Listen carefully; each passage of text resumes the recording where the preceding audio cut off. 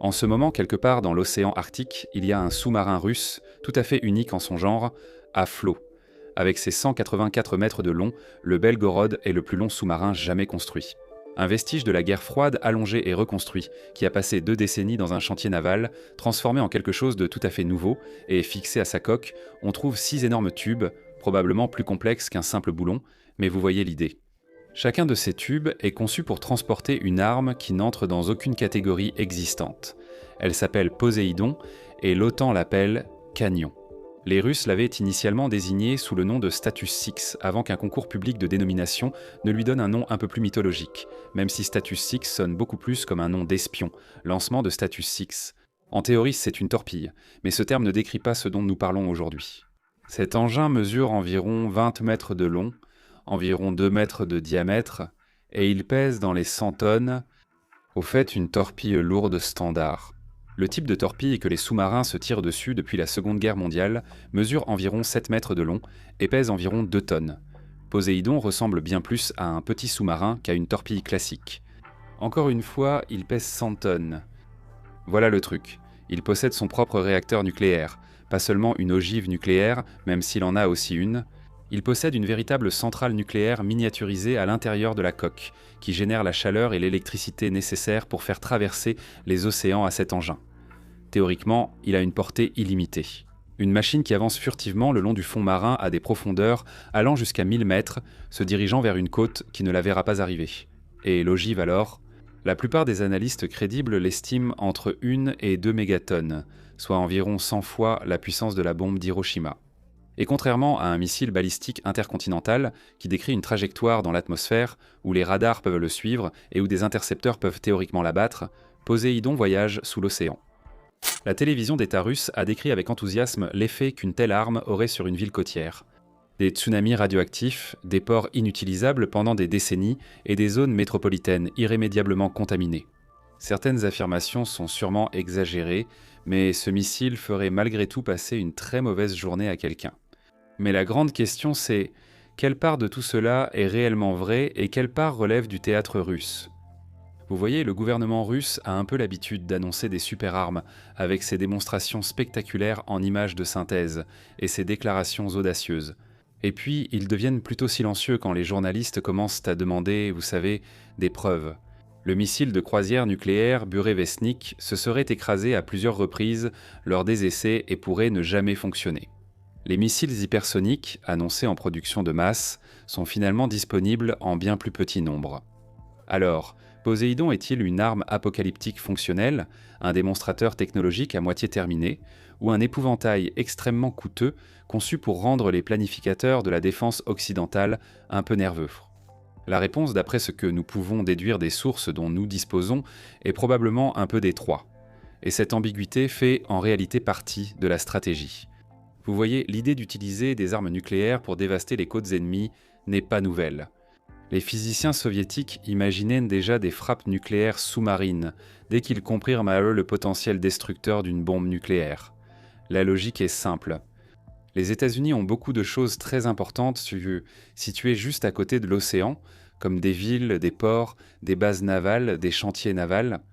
Si vous pouviez livrer une arme nucléaire par la mer plutôt que par les airs, vous pourriez contourner toutes ces défenses aériennes gênantes. Les Américains investissaient des milliards de dollars pour les construire.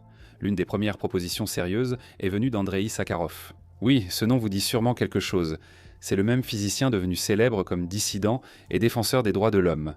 Mais dans les années 1950, bien avant son éveil politique, Sakharov a suggéré de développer une torpille géante transportant une ogive thermonucléaire qui pourrait être lancée depuis un sous-marin pour exploser près des côtes américaines. Quel changement de carrière, Sakharov ! Le but n'était pas la précision, c'était brut, une destruction apocalyptique ou très typique de la guerre froide. Créer une explosion sous-marine massive, générer d'énormes vagues, irradier les ports et laisser l'ennemi sous le choc, avant même qu'il ne comprenne ce qui s'était passé. La marine soviétique a étudié cela sous le nom de P-15 avec des spécifications absurdes, même pour la guerre froide. Une torpille d'environ 24 mètres de long, pesant plus de 40 tonnes, transportant une ogive de plusieurs mégatonnes. Les premiers sous-marins nucléaires soviétiques ont été en partie conçus autour de l'idée de transporter ce véritable monstre, mais le projet n'a mené nulle part. La technologie n'était tout simplement pas assez au point, et le concept paraissait discutable à de nombreux planificateurs militaires soviétiques. Pourquoi construire une torpille géante alors qu'il suffisait de produire de nombreuses armes plus petites et flexibles? Le T-15 a donc été abandonné. Comme les Américains, les Soviétiques ont adopté des torpilles nucléaires classiques, plus petites, tirées depuis des tubes standards et employées tactiquement contre les flottes ennemies. Les deux superpuissances ont déployé ces armes durant la guerre froide. Effrayantes, mais pas de quoi anéantir la civilisation. Et cela aurait pu marquer la fin du concept de la torpille géante, sauf pour une chose, la défense antimissile. Et c'est ici que commence vraiment l'histoire moderne de Poséidon. Vous voyez, pendant des décennies, la dissuasion nucléaire reposait sur cette base sinistre que vous connaissez, la MAD ou destruction mutuelle assurée. Si tu lances tes missiles contre moi, je lancerai les miens contre toi, et on va vraiment détruire le monde tous les deux. Personne ne gagne, personne ne tire en premier, et tout ce système dépend des deux camps. Croire que la riposte est garantie, qu'il n'y a aucun moyen de lancer une première attaque sans subir en retour des conséquences catastrophiques. Mais que se passe-t-il si un camp commence à construire des systèmes qui pourraient théoriquement intercepter les missiles entrants? Les États-Unis se sont retirés du traité antimissile balistique en 2002 et ont déployé des systèmes de défense antimissiles en Alaska, en Californie puis en Europe de l'Est. Les responsables américains ont affirmé que ces systèmes visaient à contrer des États voyous comme la Corée du Nord ou l'Iran, et non l'arsenal nucléaire russe. Certainement pas, je veux dire, techniquement c'était probablement vrai.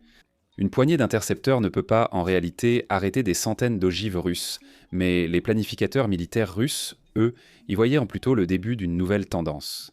Quelques intercepteurs aujourd'hui pourraient en devenir des dizaines, puis des centaines demain. Et si dans 20 ou 30 ans, la défense antimissile américaine fonctionnait suffisamment bien pour atténuer une frappe de représailles russe, eh bien cela voudrait dire qu'il n'y a plus de destruction mutuelle assurée. Cette peur justifiée ou paranoïaque a largement alimenté la modernisation nucléaire russe dans les années 2000 et 2010. Le but était de créer des vecteurs impossibles à intercepter par les défenses antimissiles. Des planeurs hypersoniques qui manœuvrent de façon imprévisible lors de la rentrée dans l'atmosphère, des missiles de croisière qui volent bas et lentement sous la couverture radar, et finalement un drone sous-marin qui ne vole pas du tout maintenant. Le premier indice public est apparu en novembre 2015 lors de ce qui semblait être un accident très opportun. La télévision russe couvrait une réunion entre Vlad Poutine et ses commandants militaires. Les caméras ont accidentellement filmé une diapositive de présentation non destinée à la diffusion. La diapositive montrait un schéma de quelque chose appelé Système océanique polyvalent Status 6, décrivant un véhicule sous-marin autonome transportant une ogive nucléaire alimentée par un réacteur nucléaire, avec une portée allant jusqu'à 10 000 km et une capacité de plongée à 1000 mètres de profondeur. Les analystes du renseignement occidental suivaient déjà des indices de ce programme depuis des années. Mais la diapositive divulguée était la première confirmation officielle, et cette fuite elle-même était presque certainement délibérée, d'où la façon dont elle a fuité. On ne diffuse pas accidentellement des spécifications militaires classifiées à la télévision nationale. Lors d'une réunion avec le président, c'était un message adressé à Washington. Nous construisons quelque chose d'inarrêtable et sommes prêts à vous en informer. 3 ans plus tard, Poutine l'a officialisé lors de son discours de mars 2018 devant l'Assemblée fédérale. Il a présenté de nouvelles armes stratégiques avec des vidéos animées montrant des missiles évitant les défenses et des ogives, et s'abattant sur quelque chose qui ressemblait étrangement à la Floride parce qu'apparemment la Floride. Parmi elles se trouvait Poséidon, désormais un nom propre choisi par le public. J'aurais préféré missiler Mac Missile Face. Le timing n'était pas un hasard. La Russie était sous sanctions occidentales après l'annexion de la Crimée. Les relations avec l'OTAN étaient au plus bas depuis la guerre froide, et Poutine, en période électorale, profitait d'un discours sur des super-armes invincibles bien accueillies en interne. Que toutes ces armes fonctionnent réellement comme annoncé était, pour le moment, un peu secondaire. Mais derrière la propagande, il y avait un véritable travail d'ingénierie. Alors entrons dans les détails techniques, d'accord ? La taille est vraiment ce qui rend Poséidon si particulier, et c'est là que nous devons absolument commencer maintenant. La torpille lourde standard, comme la Mark 48 américaine, l'UGST russe ou la Spearfish britannique, mesure généralement 6 à 7 mètres et pèse entre 1,5 et 2 tonnes. Elles ont toutes des dimensions à peu près similaires depuis des décennies, car elles doivent toutes passer par des tubes lance-torpilles standard, et ces tubes n'ont pas vraiment beaucoup changé depuis le milieu du XXe siècle. Les torpilles sont devenues beaucoup plus intelligentes, elles n'ont simplement pas vraiment beaucoup grandi. Poséidon a complètement ignoré cette logique avec environ 20 mètres de long et 2 mètres de diamètre pour une masse estimée entre 80 et 100 tonnes. Si vous en mettiez une à la verticale, elle serait aussi haute qu'un immeuble de 6 étages. Couchée, elle est aussi longue qu'un court de tennis. Et pourquoi une telle taille ? Eh bien pour 2 raisons. Nous les avons déjà mentionnées. Il y a un réacteur nucléaire à l'intérieur ainsi qu'une ogive nucléaire. Aucune de ces choses ne peut être fabriquée aussi petite. Parlons donc d'abord du réacteur.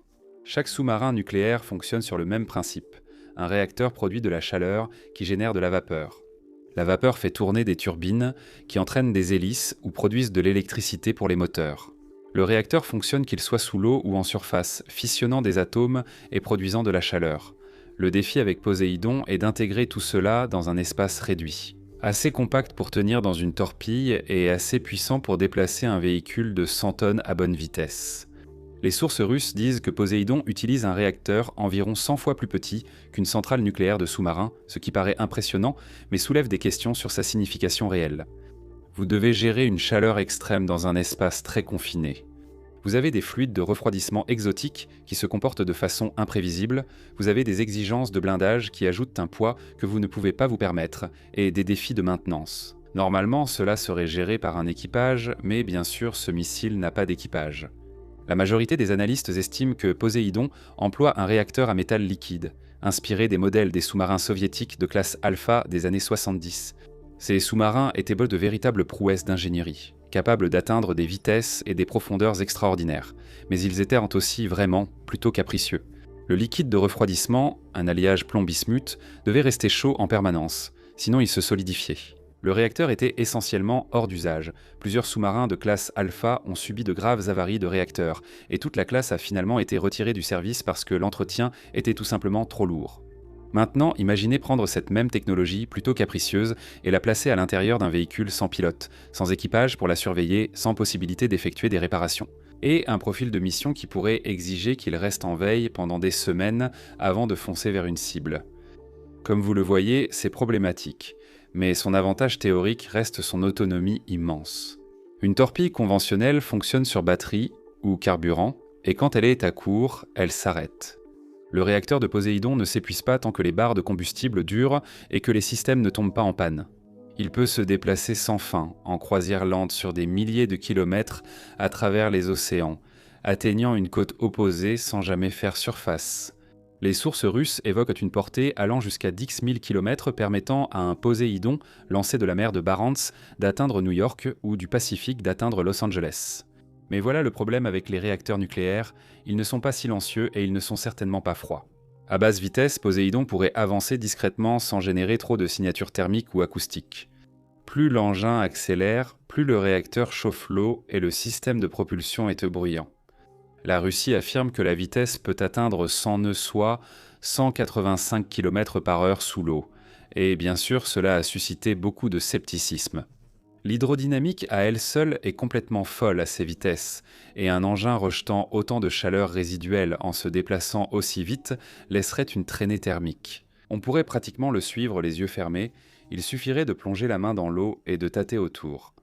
La plupart des estimations indépendantes situant la vitesse maximale réaliste entre 60 et 70 nœuds, ce qui reste extrêmement rapide pour un engin sous-marin, mais pas tout à fait la balle russe inarrêtable que les médias russes aiment décrire. Et maintenant, parlons de l'ogive. Lorsque la diapositive du Status 6 a fuité en 2015, certains analystes et plusieurs rédacteurs à sensation se sont emparés de l'idée d'une ogive de 100 mégatonnes comparable à la Tsar Bomba. La plupart des analystes sérieux ont depuis largement revu ce chiffre à la baisse. Le consensus actuel situe la puissance entre 1 et 2 mégatonnes. Dévastateur. Oui, absolument, c'est une bombe sacrément énorme, mais elle reste dans la même gamme générale que les ogives des missiles balistiques lancés depuis des sous-marins russes existants. Ce que Poséidon ferait s'il était déclenché en profondeur près d'une cible côtière, ce serait de produire une combinaison d'effets de souffle, de rayonnement thermique et de contamination radioactive. Conçu pour infliger des dégâts majeurs à un port ou une base navale, le souffle sous-marin provoquerait une forte pression et une vague détruisant navires, infrastructures portuaires et éléments proches. Selon la profondeur de la détonation et la géographie locale, cela pourrait également générer des vagues importantes, bien que probablement pas les tsunamis radioactifs de 300 mètres que la télévision d'État russe a décrit avec enthousiasme. Une grande vague, bien sûr, une inondation côtière importante. Oui, peut-être, mais le scénario apocalyptique façon dessin animé, c'est presque certainement une exagération. La contamination, en revanche, est un vrai problème. Une explosion nucléaire en mer génère d'importantes retombées radioactives qui se mêlent aux embruns et sont transportées par le vent. Un port touché par Poséidon deviendrait inutilisable pendant des années, voire des décennies. Pour une puissance navale dépendant de quelques grands ports, c'est un cauchemar stratégique, même si le bilan immédiat n'est que de quelques centaines de milliers. Et maintenant, parlons de la façon dont Poséidon trouverait sa cible. Le GPS et GLONASS ne fonctionnent pas sous l'eau.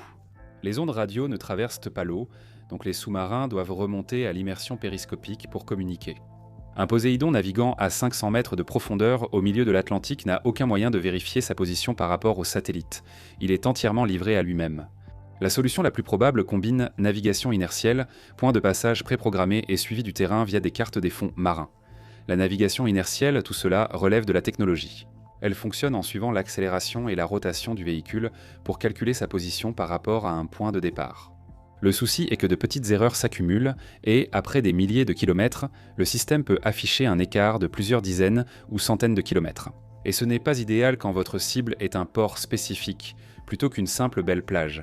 Pour corriger cela, Poséidon devrait vérifier périodiquement sa position. Les options incluant des balises acoustique sur le fond marin, une brève remontée pour une position satellite ou la reconnaissance du terrain sous-marin via sonar. Aucune n'est impossible, mais toutes ajoutent de la complexité, surtout la remontée, qui accroît la vulnérabilité. Vous voyez, un Poséidon qui pointe son nez au-dessus des vagues pour communiquer avec sa base est un Poséidon qui pourrait bien être détecté. Les sources russes parlent d'intelligence artificielle et de décision autonome, mais la signification concrète reste floue.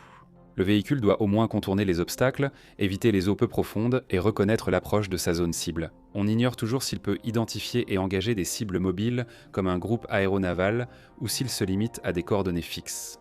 Un autre aspect de l'autonomie est important pour notre réflexion stratégique sur Poséidon.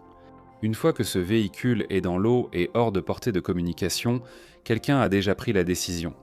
Soit on lui a déjà dit où aller et quand exploser, soit il rôde quelque part dans l'océan. Avec une ogive thermonucléaire et un ensemble d'instructions préprogrammées en attente d'un signal qui pourrait ne jamais arriver, aucune de ces options n'est vraiment rassurante, n'est-ce pas? Une arme comme Poséidon n'est pas vraiment utile, n'est-ce pas? Dans un entrepôt, il vous faut un moyen de transport, de lancement et un lieu pour la cacher entre les missions. La Russie travaille intelligemment sur ces 3 points. Les premiers essais, qui remontent au moins à 2016, ont utilisé un sous-marin converti appelé Sarov, initialement désigné Projet 2120. Sarov est un sous-marin diesel électrique, transformé en laboratoire flottant pour tester des technologies navales, dont un petit réacteur nucléaire utilisé pour des essais, pas pour la propulsion. Ce n'est pas un navire de combat, juste une plateforme d'essai. Et vers 2016, selon des sources du Pentagone, le Sarov a effectué le premier lancement connu d'un prototype de Poséidon dans l'Arctique, mais Sarov n'a jamais eu vocation à être le transporteur opérationnel. Pour cela, la Russie avait besoin de bien plus gros. Voici une image du Belgorod K3-129. Le Belgorod possède l'une des histoires de construction les plus étranges de tous les sous-marins en service. Il a vu le jour en 1992 en tant que sous-marin lance-missiles guidé de classe Oscar II. Un de ces grands bâtiments conçus pour transporter 24 missiles de croisière anti-navires et traquer les groupes aéronavals américains. Mais le financement s'est effondré avec l'Union soviétique, et pendant des années, la coque partiellement construite est restée au chantier naval Sevmash à Severodvansk, rouillant pendant que la Russie cherchait quoi en faire. Finalement, elle a été reconstruite en quelque chose de totalement nouveau. Dès 2012, les ouvriers du chantier naval Sevmash ont ajouté une section centrale, faisant de ce sous-marin le plus long jamais construit. Les tubes de lancement de missiles ont été remplacés par des équipements pour opérations en haute mer, dont des installations d'amarrage pour submersibles de recherche et 6 tubes surdimensionnés pour le Poséidon. La conversion a duré 10 ans. Le Belgorod a finalement été mis en service en juillet 2022, remis à la principale direction secrète de la recherche en eau profonde de la marine russe, connue sous son acronyme russe GUJI. Cette organisation gère les opérations sous-marines les plus sensibles de la Russie, telles que l'interception de câbles, la cartographie des fonds marins et d'autres activités confidentielles. Le fait que le Belgorod soit confié au GUJI plutôt qu'à la flotte régulière en dit long sur sa mission. La Russie considère le Poséidon autant comme un atout pour le renseignement et les opérations spéciales que comme un simple vecteur nucléaire. Imagerie satellite simple. Dans les médias russes, des rapports suggèrent que le Belgorod a mené ses premiers essais liés au Poséidon fin 2022 et en 2023 lançant ce qui est décrit comme des maquettes de masse et de gabarit. Et pour ceux qui ont besoin d'une pour faire simple, il s'agit en gros d'articles de test inertes, de la même taille et du même poids que le véritable engin utilisé pour valider les procédures de lancement. Il n'est pas clair si un Poséidon entièrement opérationnel, avec un réacteur actif et une ogive, a réellement été déployé. Mais l'infrastructure est clairement en place et le Belgorod n'est que le début. La Russie construit une nouvelle classe de sous-marins spécialement conçue depuis la quille pour transporter le Poséidon. La classe Khabarovsk, désignée projet 9851, est plus petite mais spécialement conçue, avec environ 6 tubes pour le Poséidon, sans les compromis inhérents à l'allongement d'une coque de 30 ans. Le premier sous-marin, Khabarovsk lui-même, est en construction depuis environ 2014 et aurait été lancé en 2025 bien qu'il ne soit pas encore entré en service. Au moins 1 ou 2 autres sont prévus. Si tous ces sous-marins deviennent opérationnels et embarquent leur dotation complète, la Russie pourrait finir par avoir environ 30 Poséidons en mer, ce qui fait beaucoup de ses armes tapis sous les vagues. Mais les sous-marins ne sont pas le seul élément du tableau. Il y a aussi quelque chose appelé skiff. Maintenant, les détails à ce sujet sont rares. C'est la Russie. Mais des sources russes ont parfois fait référence à une variante lancée depuis le fond marin, un Poséidon, qui pourrait être prépositionné sur le plancher océanique et activé à distance en cas de besoin. Rappelez-vous les mines Captor de la marine américaine, conçues pendant la guerre froide et posées sur le fond marin, et qui lançaient une torpille lorsqu'un sous-marin ennemi passait, mais ici c'est un drone autonome nucléaire parcourant des milliers de kilomètres pour frapper une cible côtière. C'est donc très différent. La question de savoir si Skiff existe réellement sous une forme significative reste ouverte. Les défis techniques sont importants. Un conteneur doit survivre indéfiniment en profondeur, avec un moyen fiable d'envoyer un signal d'activation à travers des centaines de mètres d'eau de mer. Et la certitude que le réacteur et les systèmes à l'intérieur fonctionneront encore après des mois ou des années de dormance. Mais la Russie construit des navires de surface spécialisés qui semblent conçus pour des opérations en eau profonde, précisément pour soutenir ce genre de programme. Les images satellites révèlent de nouvelles constructions sur la péninsule de Kola, dont des bâtiments de stockage pour de grands véhicules sous-marins. Je pense que le forage de Kola, sur la péninsule de Kola, est le trou le plus profond jamais creusé. C'était aussi l'une des premières vidéos de cette chaîne, allez la voir si vous voulez. Tout cela est réel. Mais savoir dans quelle mesure les capacités annoncées de Poséidon fonctionnent réellement comme décrit est une autre question. Et les choses se compliquent, deviennent encore plus compliquées. La Russie a une relation complexe avec ses annonces militaires. Le pays dispose d'un réel talent en ingénierie, d'une histoire d'innovation dans l'armement et de la capacité à produire du matériel sophistiqué avec les ressources nécessaires. Les médias d'État russes ont l'habitude de présenter des illustrations conceptuelles comme des produits finis, d'exagérer les capacités et de traiter les programmes de développement comme déjà déployés et prêts au combat. D'accord, commençons par ce que nous pouvons confirmer. Le programme d'essai semble réel. Les sources du renseignement américain ont reconnu suivre les essais liés à Poséidon depuis au moins 2016 et en 2023. Des analystes ont recensé au moins 11 essais distincts, allant des lancements de modèles inertes à des tests plus avancés avec des prototypes motorisés. La construction du Belgorod et les travaux en cours sur le Khabarovsk n'ont de sens que si la Russie est sérieuse quant au déploiement de quelque chose.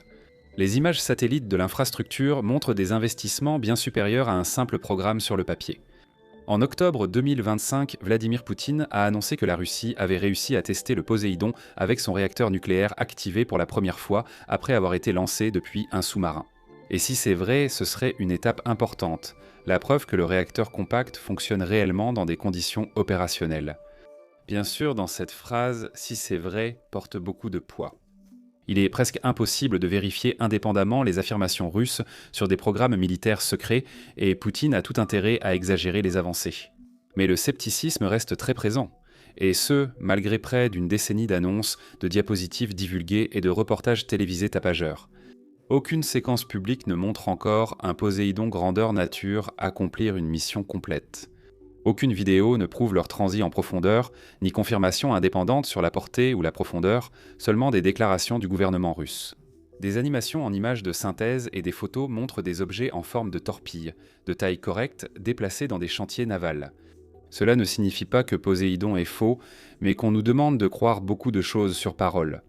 Certains analystes estiment que Poséidon sert surtout de propagande, conçue pour attirer l'attention médiatique et inquiéter l'Occident, plutôt que pour la guerre réelle.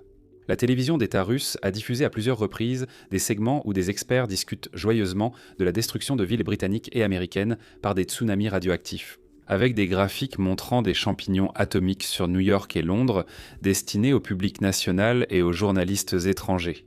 Et le message est « Regardez à quel point nous sommes puissants et dangereux. Ne nous cherchez pas. Nous avons des tsunamis radioactifs. » Et il y a aussi la question des priorités. Construire des drones sous-marins nucléaires coûte cher, est complexe et requiert beaucoup d'ingénierie.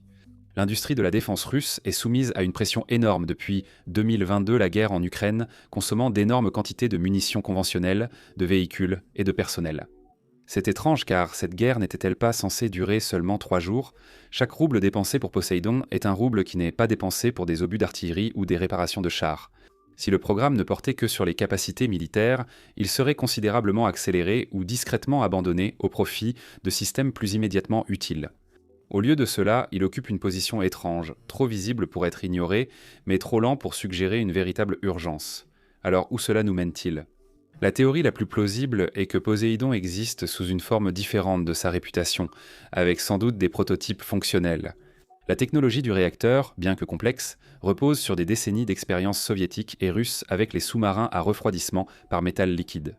Une version de Poséidon pouvant parcourir de longues distances, plonger profondément et livrer une ogive nucléaire sur une cible côtière est probablement techniquement accessible à la Russie, voire déjà opérationnelle. Mais l'arme apocalyptique vantée par la propagande russe, traversant les océans à des vitesses folles, plongeant plus profond que toute défense et déclenchant des tsunamis capables d'anéantir la civilisation sur commande. Cette version existe dans des présentations PowerPoint et des animations télévisées, ce qui, d'une certaine manière étrange, n'a peut-être pas autant d'importance que vous pourriez le penser. Parce que le but d'une arme comme Poséidon n'est pas forcément qu'elle soit utilisée, c'est simplement qu'on y croit. La dissuasion nucléaire a toujours été un jeu psychologique. L'utilisation réelle des armes nucléaires serait catastrophique pour tout le monde, ce qui signifie que tout le système repose sur la perception, la crédibilité et l'hypothèse que l'autre camp ne bluffe pas. Vous n'avez pas besoin d'une arme capable de détruire votre ennemi à coup sûr, mais d'une arme que l'ennemi croit capable de le détruire. Dans ce contexte, Poséidon commence à avoir beaucoup plus de sens sur le plan stratégique. La triade nucléaire traditionnelle, les missiles balistiques intercontinentaux dans des silos renforcés, les missiles lancés depuis des sous-marins furtifs et les bombes à gravité larguées par des avions stratégiques, a plutôt bien fonctionné pendant des décennies. Chaque composante a ses propres vulnérabilités et ses forces, ce qui rend extrêmement difficile d'éliminer toute la capacité de riposte d'un pays en une seule frappe préventive. Même si vous parveniez d'une manière ou d'une autre à détruire tous les silos terrestres, les sous-marins resteraient toujours en attente quelque part. Cette vulnérabilité mutuelle maintient la paix, ou du moins l'a fait jusqu'à présent, mais la Russie craint de plus en plus un changement d'équilibre. La défense antimissile américaine progresse sans cesse. L'OTAN s'est élargie à d'anciens pays de la zone tampon soviétique, et l'écart militaire conventionnel avec la Russie s'est encore accru depuis la fin de la guerre froide. Pour Moscou, le pire scénario serait que les défenses américaines interceptent assez d'ogives pour survivre à une frappe de représailles, ou du moins faire craindre aux dirigeants russes que les Américains jugent cette frappe survivable. Comme on dit, beaucoup de jeux psychologiques, cette paranoïa de second ordre crée ses propres instabilités dangereuses. Poséidon est une réponse à toutes ces peurs. Il s'agit d'un vecteur inaccessible aux défenses antimissiles, car il ne passe pas dans l'atmosphère où agissent les intercepteurs. Un Poséidon dans l'Atlantique est une ogive impossible à abattre. Il peut être lent comparé à un missile balistique, prenant des jours ou des semaines au lieu de 30 minutes, mais cette lenteur n'a aucune importance, si le but est de garantir des représailles plutôt qu'une réponse rapide. Et cela s'inscrit dans un concept russe plus large, parfois appelé « escalader pour désescalader », bien que cette expression soit contestée parmi les analystes occidentaux. Poséidon serait un ultime recours, une arme en réserve promettant des représailles dévastatrices, même si nos forces conventionnelles et d'autres systèmes nucléaires sont affaiblis. Selon cette logique, vous pourriez couler nos sous-marins et détruire nos silos. Mais les Poséidons, eux, sont là dehors, et vous ne pouvez pas tous les trouver. Et il y a aussi une dimension tactique ici. Alors que la plupart des discussions se concentrent sur Poséidon en tant qu'arme de destruction massive contre les villes, une partie de la doctrine russe suggère qu'il pourrait également viser des installations navales. Les principales bases comme Norfolk, San Diego, Yokosuka et Pearl Harbor sont à la fois des installations militaires et des villes côtières. Une seule frappe de Poséidon éliminerait simultanément des infrastructures essentielles et rendrait la zone environnante inhabitable pendant des années. D'une pierre radioactive très très grosse, deux coups. Et c'est là que le contrôle des armements entre en jeu et pourquoi Poséidon pose problème. Le cadre actuel de limitation des armes nucléaires stratégiques est essentiellement le New START. START compte les ogives en fonction des systèmes de lancement, les missiles balistiques intercontinentaux, les MSBS et les bombardiers lourds. À chacun est attribué un certain nombre d'ogives et le total est plafonné. Le système est certes imparfait, mais il offre de la transparence, ce qui aide à éviter les erreurs de calcul. Poséidon ne correspond à aucune de ces catégories, ni missile balistique, ni missile de croisière traditionnel, ni transporté par bombardier. Les traités ne prévoient rien pour lui. La Russie peut donc développer et déployer des Poséidons sans qu'il soit quoi compter dans les limites convenues, ajoutant ainsi des armes de classe mégatonique à son arsenal en dehors des plafonds. Ce n'est pas forcément illégal selon les traités existants, mais c'est clairement déstabilisant si la Russie peut ajouter 30 ogives nucléaires ou plus rien qu'avec Poséidon sans enfreindre aucune règle. Qu'est-ce qui les empêcherait de créer d'autres systèmes non comptabilisés? Qu'est-ce qui empêcherait les États-Unis ou la Chine d'en faire autant? Et il y a aussi le problème de l'autonomie. Les armes nucléaires requièrent traditionnellement une autorisation humaine à chaque étape, de la décision politique aux actions physiques pour les armer et les lancer. Ces mesures de sécurité sont extrêmement judicieuses, et elles existent parce que les conséquences d'une erreur seraient absolument catastrophiques. Poséidon complique énormément les choses. Une fois qu'il est dans l'eau, le véhicule fonctionne de manière autonome. Il ne peut pas communiquer à travers des centaines de mètres d'eau de mer, et il peut voyager pendant des semaines avant d'atteindre sa cible. Quelles que soient les instructions programmées avant le lancement, elles deviennent l'unique autorité du véhicule. Si elles sont erronées ou si la situation change en transit, il n'y a aucun moyen de rappeler Poséidon.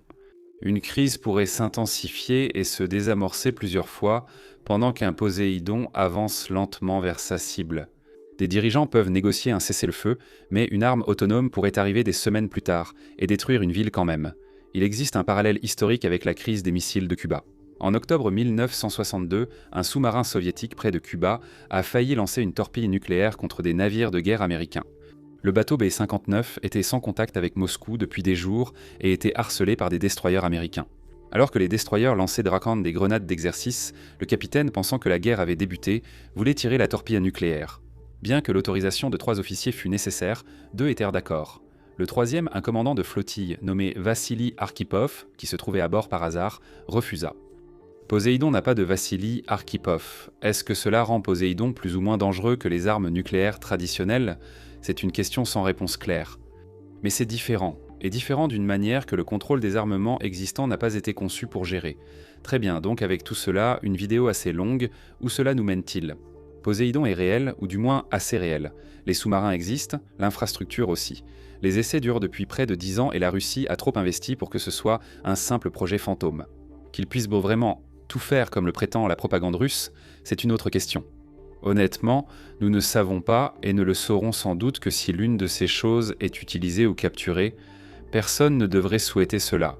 Nous savons que Poséidon représente quelque chose de vraiment nouveau. Depuis 70 ans, la dissuasion nucléaire repose sur des vecteurs comme les missiles et les bombardiers, qui voyagent dans les airs et peuvent être suivis, du moins en théorie, par des radars et des satellites. Poséidon agit dans un domaine distinct, avec des méthodes de détection moins avancées et sans cadre de contrôle des armements applicables. C'est une arme conçue dès le départ pour exploiter les failles. Failles dans les défenses, failles dans les traités et failles dans l'imagination stratégique des adversaires de la Russie. Regardez, la Russie n'est pas la seule à penser ainsi. La Chine a accru ses capacités nucléaires et investi beaucoup dans les fonds marins. Les États-Unis ont commencé à explorer les systèmes sous-marins autonomes, et il serait surprenant que l'emport d'armes nucléaires ne soit pas au moins discutée quelque part au Pentagone. La technologie qui rend Poséidon possible, des réacteurs compacts, des véhicules autonomes à longue endurance, une navigation inertielle avancée, n'est certainement pas propre à la Russie. D'autres pays peuvent aussi construire ces engins, et si Poséidon s'avère utile sur le plan stratégique, eh bien, ils le feront probablement. Pour l'instant, Poséidon reste principalement un projet russe, et surtout un projet psychologique. Sa fonction principale est de rappeler que la Russie peut infliger des dégâts catastrophiques à tout adversaire. peu importe le nombre d'intercepteurs antimissiles américains ou les mauvaises performances des forces russes en Ukraine. L'arme peut fonctionner ou non exactement comme annoncé, mais la menace, elle, fonctionne parfaitement. Quelque part dans l'Arctique, probablement en ce moment même, le Belgorod, le plus long sous-marin jamais construit, doté de 6 tubes surdimensionnés, est là avec un équipage tenu au secret sur leurs activités, transportant des armes qui pourraient ou non être pleinement opérationnelles, remplissant un objectif stratégique qui pourrait ou non renforcer la sécurité de quiconque. Et sur cette réflexion inquiétante, merci d'avoir regardé.